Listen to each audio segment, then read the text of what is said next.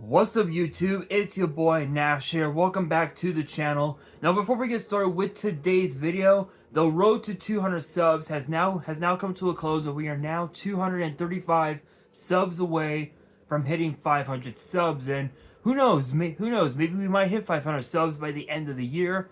Only time will tell. But as I've said in previous videos, if this channel does get to 500 subs, I will open up this Korean LOB booster box in its entirety on the channel that I got from my partners over at Collector Store. So be sure to check them out. Link and address will be in the description below. By checking them out, not only does it support them, it also supports the channel, and I would greatly appreciate it. On the hopes to potentially pull a Blue Eyes White Dragon, a Dark Magician, a Red Eyes Black Dragon, a Piece of Exodia, Monster Reborn, Pot of Greed. The possibilities are out there. However, if this channel gets to 1,000 subs, I will open up this first edition Toon Chaos box in its entirety on the channel that I also got from my partners over at Collector Store, on the hopes to potentially pull a collector's rare out of this set. But with that being said, if you guys want to see those boxes get opened, maybe you guys want more episodes of WWE's Biggest Issue. Maybe you guys want more episodes of Yu-Gi-Oh's Biggest Issue, deck profiles, card discussions, WWE topic videos, or maybe, just maybe, you guys want some premium live event predictions and results. Well, if you guys want all of that and more, my channel is the place to be. So if you guys are new to the channel, and I know that a lot of you guys are, because now 65% of you guys are watching the content, but you guys are not even subscribed. And to top it all off, we got to get more women to watch the content as well. So if you guys are watching the content, you like the content, and you want more of the content, but you guys have not subscribed as of yet, then make sure you guys do indeed subscribe to the channel, turn on the notification bell, smash that thumbs up button on this video, and as always, make sure you guys are following me on all of my social media. All of my ads will be in the description below, as will the info to my fan mail. It will also be in the description as well. And I want you guys to post in the comments below answering the question of the day, which is in a way, it kind of ties with today's video. But the question of the day is this: what would you consider to be the best set of 2024 thus far? Let me know down in the comments below. And for today's video, we are actually going to be talking about the last batch of cards that have been announced for Rage of the Abyss. Now, I believe the set is supposed to be released sometime this upcoming week, and we finally got the last batch of cards for the set. And I figured, you know what? Let's talk about these cards before the set gets released. And yeah, let's just get. I'm not gonna waste any time. I'm just gonna get straight into it, because I believe there's about a dozen cards to talk about. So let's get down to it. Kicking things off, we have Rescue Hedgehog, which I believe these first four, I believe I talked about these on the channel, because I remember that they were jump promos. But here's Hedgehog, which again I believe they were jump promos if I remember correctly. But if I didn't talk about them, I will be talking about them now, because Hedgehog is a 4-star Earth Beast with 300 attack, a measly 100 defense, and the effects read as follows: you can banish this card you control, special summon 2 level 3 or lower monsters from your deck with the same type, attribute, and level as each other, 1 normal monster and 1 effect monster. But their effects are negated. Also destroy them during the end phase. Can only use this effect once per turn. This card can basically enable some synchro plays, link plays, and whatnot. This can basically become your combo extender, I guess if you will. So it's pretty cool. Next up, we've got Fire King Fire King Courtier Ulcinix, I believe is how it's pronounced. I'm probably butchering the name, but there's the card.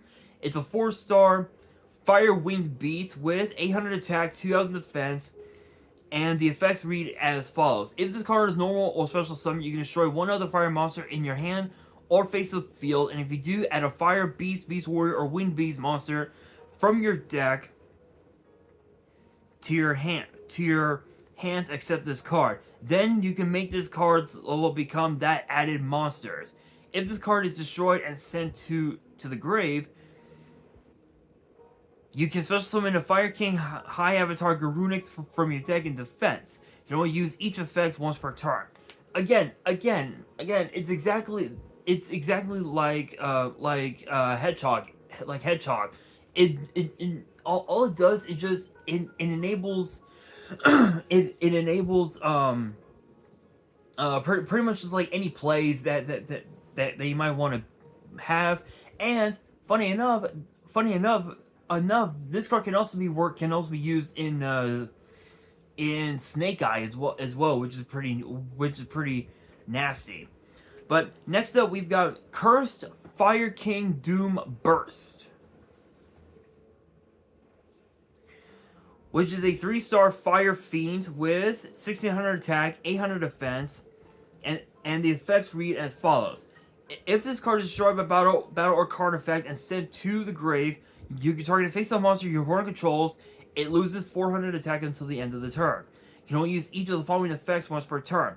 If you control a Fiend Tuner, you can special summon this card from your hands. If this card is special summon, you can target a face-up monster your opponent controls. It loses 600 attack until the end of the turn. So basically, one monster will lose 400 attack. Another one will lose 600 attack, and it basically, funny enough, you can also choose the same monster, and it basically loses up to 1,000 attack, which is pretty crazy. Not much else to say about that, but now for the last import, I guess, if you will. So I believe these were, if I remember, these were they were V-Jumps, if I remember correctly, because I'm pretty sure I talked about these on the channel throughout the course of this year. But now for the last import, Splitting Planarian, which is a 4-star Dark Insect with 1,000 attack, 800 defense, and the effect reads as follows. You can banish this card you control, special summon 2 level 3 insect monster insects from your deck with the same name from each other, but their effects are negated. Also banish them during the end phase. You can only use this effect once per turn.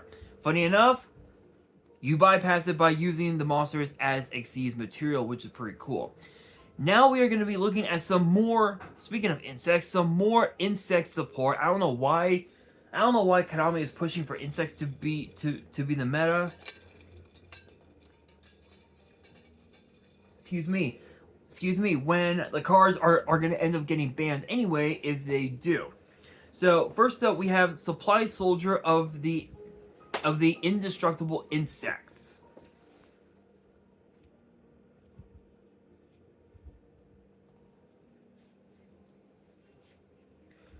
And it is a 5-star Earth Insect with 600 attack, 300 defense, and the effects read as follows.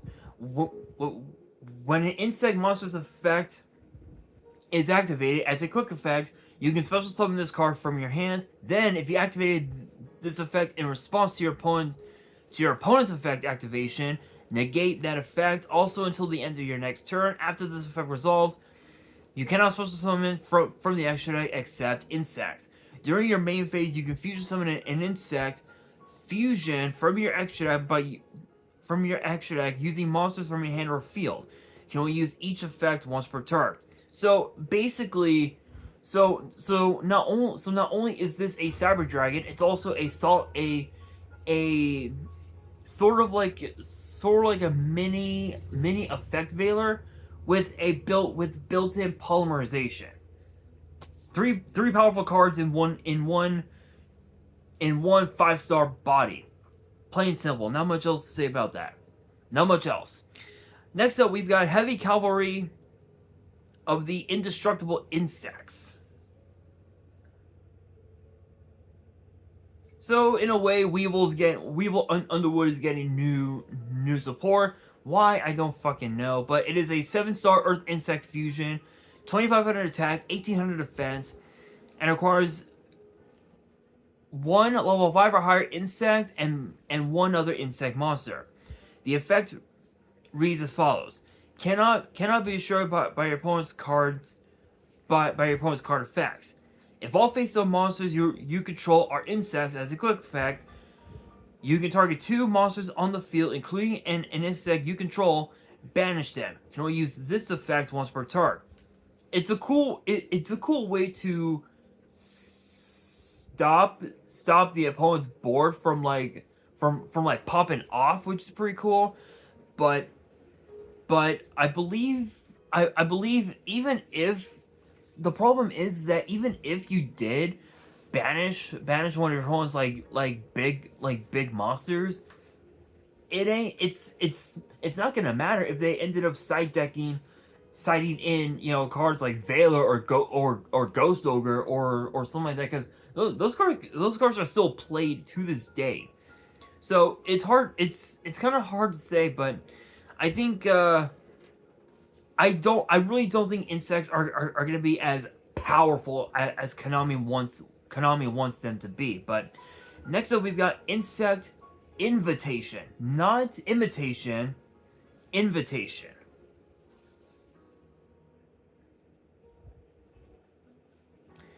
Which is a continuous spell, and the effects read as follows. Face-up monsters your opponent controls that were not summoned this turn become insect. You can only use each of the following effects once per turn. You can target 3 of your banished insects, shuffle them into the deck, and draw 1 card. During the end phase, if this card is in the grave because it was sent there from the hand this turn, you can place the card face up in your spell and trap zone. So you basically have yourself a sort of like a mini DNA surgery mixed in with a mini pot of avarice, and also a way to just pretty much just place a face up into your back row from the grave, especially if it was sent there from the hand. So cards like card destruction, cards like hand destruction, drag down are going to be very powerful with this deck. But the last bit of insect support that is in this video is known as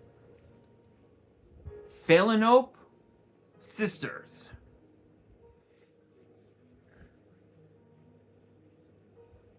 I know, I'm probably like butchering the name, I get it, but it is a 1-star wind fairy with 300 attack and defense, and the effects read as follows. If the total levels of monsters you control are less than or equal to the total levels of monsters your opponent controls, you can tribute this card, add a level 7 or higher insect or plant from your deck to your hand. During the end phase of this turn, take 2700 damage. If you did not normal or special summon the added monster, or a card with the same original name after activating this effect. Excuse me. So weird thing is that when you look at a card like that, if you were to add a card like say Doom Dozer as a random example, and if you already committed to your summon to your normal summon, and your opponent activates activates, let's say, a card like say Summon Limit, which I don't think Summon Limit is used a lot anymore.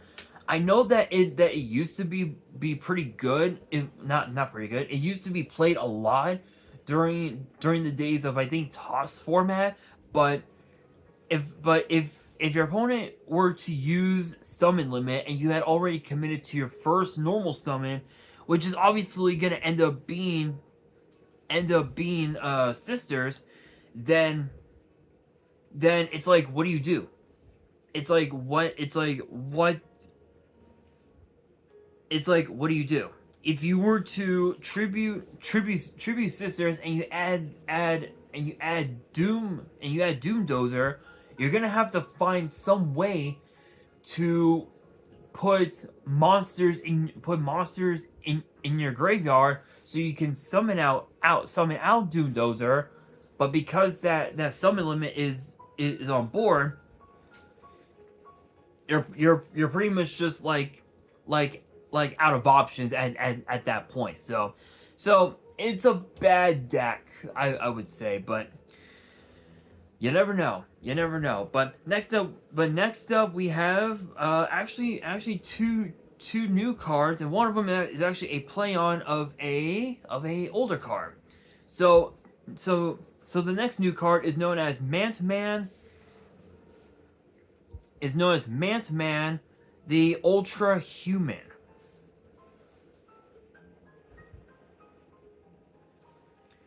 And it is a 7-star light psychic with 2400 attack, 1200 defense, and the effects read as follows: cannot be attributed or destroyed by battle while face up on the field. You can only use each of the following effects once per turn. If your opponent controls a face up card you own, you can special summon this card from your hand. During the end phase, if this card was normal or special summon this turn, you can place this card on the bottom of the deck.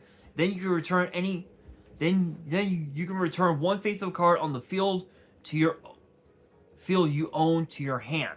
So, funny thing is that Snatch Steal is now legal. If your opponent were to Snatch Steal a card like, say, your Psychic Commander as a random example, you can literally take this card, put it on the bottom of the deck, and bounce Commander back to your hand. So that way even if they try to bring back Snatch Steal by putting it back into their deck, it would take it, the odds of like drawing it, the odds of top decking it is slim to none, which is crazy. But I will say that that it is a pretty cool card. Psychic based decks, I mean, they're okay. I mean, I know that Dark Arm Dragon isn't as powerful as it was back in the day, but I could totally see Teledad making its way back into the format, especially with this card. I could totally see it. But with that being said, if you guys remember the old card Remove Brainwashing, if you guys remember that old card, there's a card known as Release Brainwashing. Yeah, Release Brainwashing, which is a quick play spell, and the effect reads as follows: If a monster is tributed from the hand or field except during the damage step, target one face-up monster your opponent controls, apply the following effect based on which player owns that face-up monster. So if you're the one that owns the monster, take control of it, but return it to the hand during the end phase. If it's your opponent, negate its effects until the end of the turn, and you can only activate this card once per turn. So again, it's basically remove brainwashing, but it's totally different. So it's pretty cool to it's pretty cool too that, you know, too, because it acts as like a snatch steal, but also a compulse. But also like a compulse, but it also has a built-in like imperm. I guess if you will. So it's a pretty weird card, but I could totally see this card being played at some point. I could totally see it. But now we gotta talk about the last batch of cards that will be in this they're in this set, and the first of the last three is known as Denial Deity Dodan.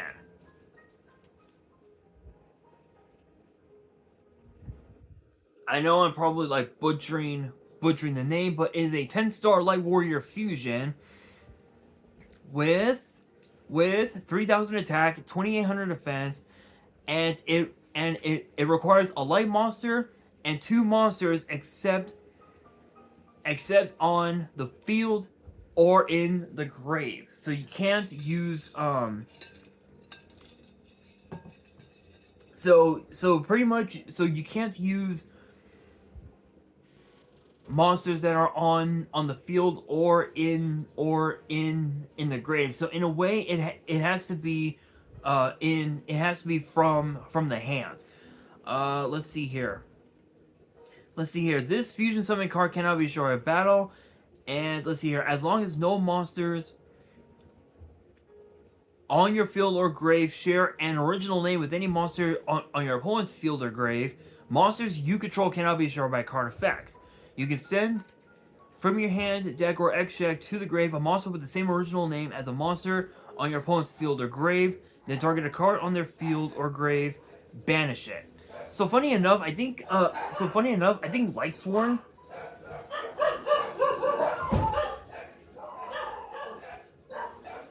So funny enough, I think so funny enough, I think Lightsworns can actually use this card. I'm not entirely sure. It's a weird card, but it's actually a pretty but it does have a pretty cool effect where none of your cards can be destroyed by battle or card effects, as long as you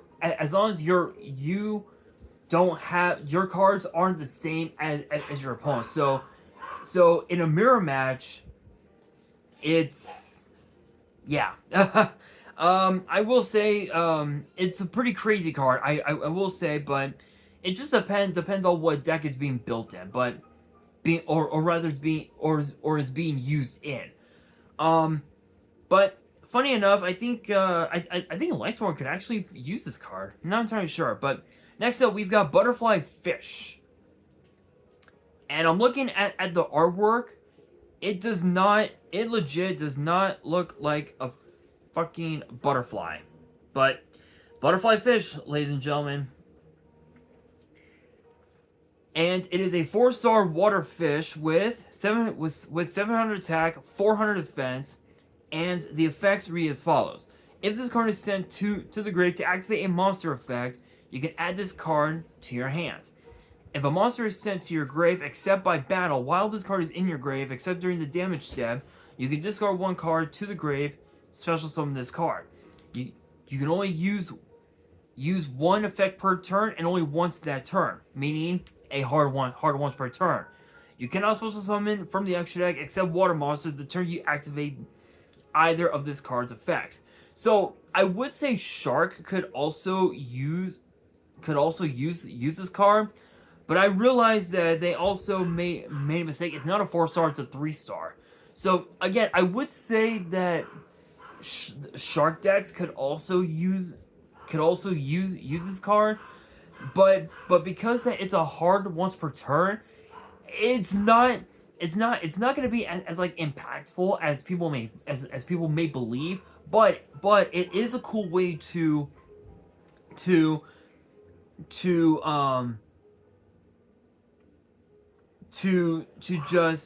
just just special summon out a body and just combo off from there. So it's pretty cool. It's a pretty cool card. Not sure if it's gonna be playable, but now we gotta talk about the last card, and it's known as QQ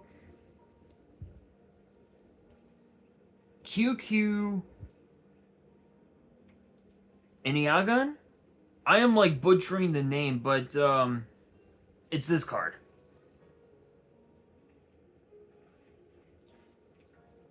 And it is a 9-star fire dino with 900 attack and defense. And the effects read as follows. If this card is in your hand or grave, you can reveal a level 9 monster in your hand, except this card. Special summon both this card and the reveal monster in defense. Also, you cannot special summon from the extra except rank 9 or higher monsters. You can only use this effect once per turn. A rank 9 or higher exceeds monster that has this card's material gains this effect. This card gains 900 attack and defense. So I'm pretty sure that Dyson Sphere is going to end up becoming a very, very powerful card because this card basically has the effects of Nebula Dragon, but with an added effect where any rank 9 that uses this card as material, that exceeds monster gains 900 attack, which is pretty crazy. However, I will say, looking at this card, dinos have that potential. They've got potential to be not a very strong deck, but a pretty cool like rogue deck, if you will, because True King Dino, when the True King cards were legal, True King Dino was a menace. It was one of the most incredible, most powerful decks of the format, and it's like it was like as long as you had VFD plus Ultimate Conductor's Hyrano, your opponent would not be able to do jack shit, and it would literally force rage quits, and that was what got Konami to finally realize, oh shit, VFD is pretty powerful. Let's go ahead and ban it. And sure enough, they finally did. They finally banned it. And I don't think Dinos will ever be, True King Dino will ever be meta again, unless if like VFD went to 1, which I don't think it will ever happen at this point. But you never know. And I will say, it's gonna be interesting to see if these cards will ever get played. But cannot wait for Rage of the Abyss to get released. It is gonna be a menace. It's gonna be a nasty one. All I can say is get ready for some new decks to make their way into the meta. And with that being said, that will do it for today's video. Hopefully you guys enjoyed. If you did, make sure you guys smash that thumbs up button. If you guys are new to the channel and you guys want more card discussions in the future, then make sure you guys subscribe to the channel, turn on the notification bell, and follow me on all of my social media. All of my ads will be in the description below, as will the info to my fan mail. It will also be in the description as well. And on that, this is your boy Nash, signing out.